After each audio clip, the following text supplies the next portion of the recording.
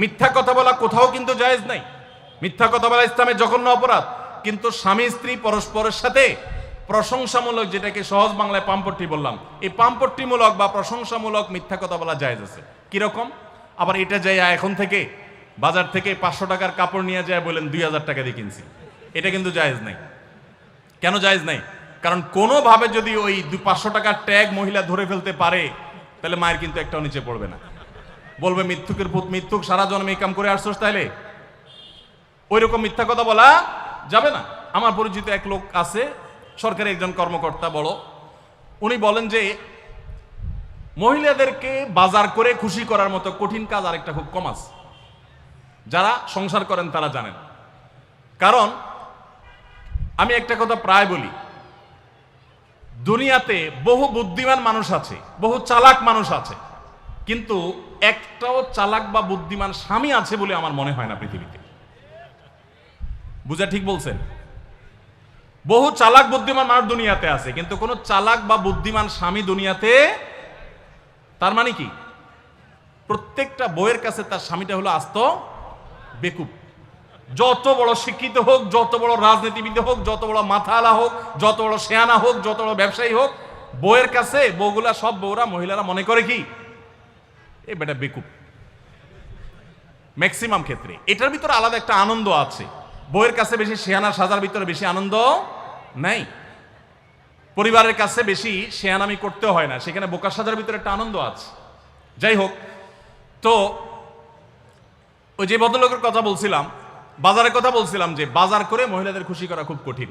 আপনি গোশত কিনেন, মাছ কিনেন, যাই কিনেন, তারা খুব কমই সন্তুষ্ট থাকে বেশিরভাগ ক্ষেত্রে। সব মেয়েদের কথা বলছি না। কেন সন্তুষ্ট থাকে না? কারণ তারা আশা করে আরো কম দামে কিনবেন, আরো কম দামে কিনবেন। আপনি জিতে গেলে তারা খুশি, হেরে গেলে আপনারা বকা দিবে সে। তো এক সরকারি কর্মকর্তা, বড় কর্মকর্তা, আমাকে বলতেছিলেন যে দেখেন, আমি সারা জীবন বাজার করি আর বইয়ের বকা শুনি। আমি চলে যাওয়ার পর আমার অফিসের একজন কেরানি আছে, তাকে দায়িত্ব দিছি বাজার টাজার করার জন্য। এই লোক বাজার করার পর আমার বউ বিরাট খুশি, বলে যে তার নাম ধরে বলতেছে, অমুক বাজার করলে প্রতিদিন ঠিক মতো বাজার করে, দাম দোস্ত ঠিকঠাক থাকে, মাপজোপ সব ঠিকঠাক থাকে, তোমারে প্রতিদিন ধরায় দেয় দোকানদার, কমায় দেয়। 2 কেজির গোশত আমার কাছে মনে হয় 1.5 কেজি দিছে, ওজন কম দিছে মনে হয়, নজরে উঠে না। তো লোকটা বলেছে আমার খুব সন্দেহ হলো, একই দোকান থেকে আমিও আনি, সেও আনে, আর আমার তো ঠকানোর কথা না, পরিচিত দোকানদার। তাহলে মহিলা এই কথা বললো, তার ব্যাপারে কাহিনীটা কি? তারা ডেকে বলছে, বলো তো কাহিনী কি, সিক্রেটটা কি? তো লোকটা বলতেছে যে স্যার, সত্য বলতে কি, আমি গোশত 3 কেজি কিনলে ম্যাডামকে বলতাম 2 কেজি, 1000 টাকা কিনলে ম্যাডামরে বলতাম 500 টাকা। টাকা তো আপনি দিবেন, আপনার সাথে বোঝাপড়া হবে, কিন্তু আমি জানি বাসায় এটা বললে বউরা খুশি থাকে। তো এই জন্য আমি একটু কমায় কমায় বলি দাম, আর জিনিস কমায় কমায় বলি। তখন সে প্রতিদিন 2 কেজি মাংস যেটা দেখে আপনি আনেন, আজকে দেখে যে সে 1 কেজি মাংস ওই পরিমাণ, তখন সে তো খুশি হবেই স্যার। তখন ওই লোকটা বলতেছে দেখেন, সে এইটা করে আমার গোটা সংসারে আগুন ধরায় দিস। তো এইভাবে মিথ্যা কথা বলা কিন্তু জায়েজ নাই। কোন মিথ্যা কথা বলা জায়েজ আছে? ধরেন আপনি আপনার বউরে বললেন, দেখো তুমি চাঁদের চাইতেও সুন্দর। কিসের চাইতে সুন্দর? ভাই চাঁদের চাইতে উজ্জ্বল মানুষ হয় সম্ভব? ডাহা মিথ্যা কথা না? কিন্তু এই মিথ্যা কথা বলা কি আছে? জায়েজ আছে। সৌদি আরবের একজন আলেম, ডক্টর আয়েজ আল কারনি, মুসলিম বিশ্বের সবচেয়ে জনপ্রিয় আলেমদের মধ্যে একজন, ওনার একটা বক্তব্য আমি শুনেছি, অত্যন্ত চমৎকার কথা বলেন এবং দারুণ দারুণ টিপস দিয়ে থাকেন। উনি বলেন যে একটা ইউনিভার্সিটি প্রোগ্রামে স্টুডেন্টদের সামনে উনি বলছিলেন যে আমি একবার একটা আইডিয়া দিয়েছি দাম্পত্য জীবনের সুখ শান্তির জন্য। বলেন যে এটা ইমপ্লিমেন্ট করে অনেকেই সুফল পেয়েছেন, আমাকে ব্যক্তিগতভাবে জানিয়েছেন। টিপসটা কি? টিপসটা হলো, উনি বলেন যে বাসায় ঢুকে মাঝে মধ্যে, সবসময় করলে আবার মাইর দৌড় খাবেন, যখন দেখবেন বউয়ের মুড টুট ভালো আছে, বাসায় ঢুকে আস্তে করে লাইটের সুইচটা অফ করে দিবেন। তখন বলবে কি ব্যাপার, লাইট বন্ধ করলা কেন? তখন বলবেন যে দেখো, বাসায় আসলে তোমার চেহারার উজ্জ্বলতা থাকলে আর এই লাইটের দরকার হয় না। মহিলা ধরে ফেলবে যে আপনি পাম্পটি দিচ্ছেন, বাতাস দিচ্ছেন, কিন্তু পাম্প যাকে দেন সে যতই বুঝুক না কেন, কিছু না কিছু কাজ হয়, কিছু না কিছু।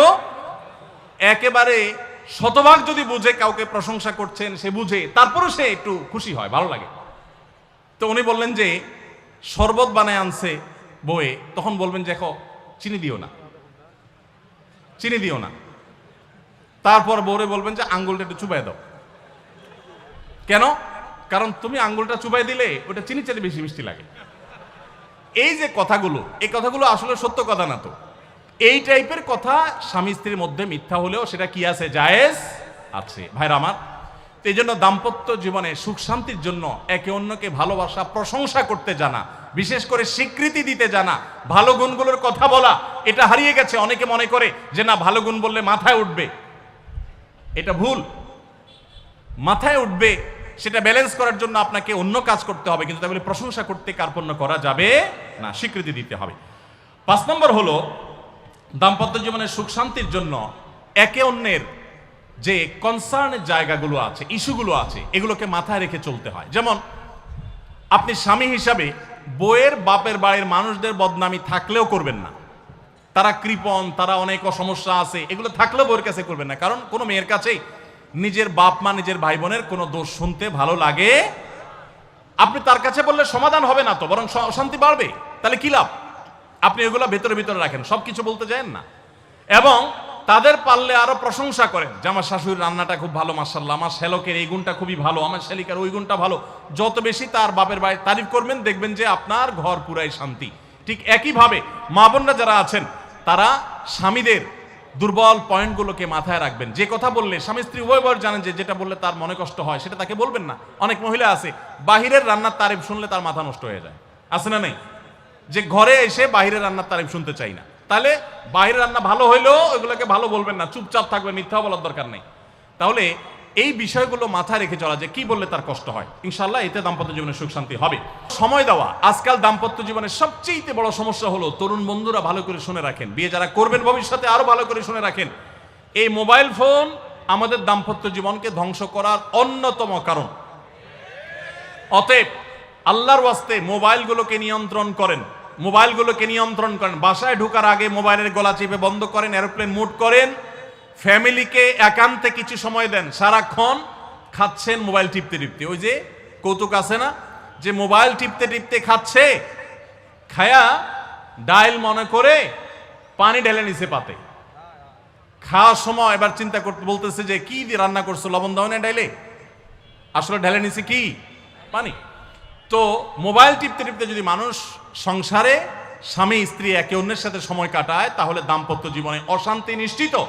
যত অশান্তি এবং যত ঝগড়া, যত ভুল বোঝাবুঝি আমাদের ফ্যামিলিগুলোতে হয়, এর অন্যতম প্রধান কারণ হলো এই মোবাইল এডিকশন, মোবাইল আসক্তি। স্বামী বলেন স্ত্রী বলেন উভয় একান্তে স্বামী স্ত্রী বাসা বাড়িতে তো অবস্থান যতদিন করবেন, ব্যবসা বাণিজ্য, কাজ কাম, আল্লাহর হস্তে, এগুলো সব জমা রেখে তারপর স্বামী স্ত্রী একে অন্যকে সময় দিবেন, ইনশাআল্লাহ দাম্পত্য জীবনের সুখ শান্তি আসবে।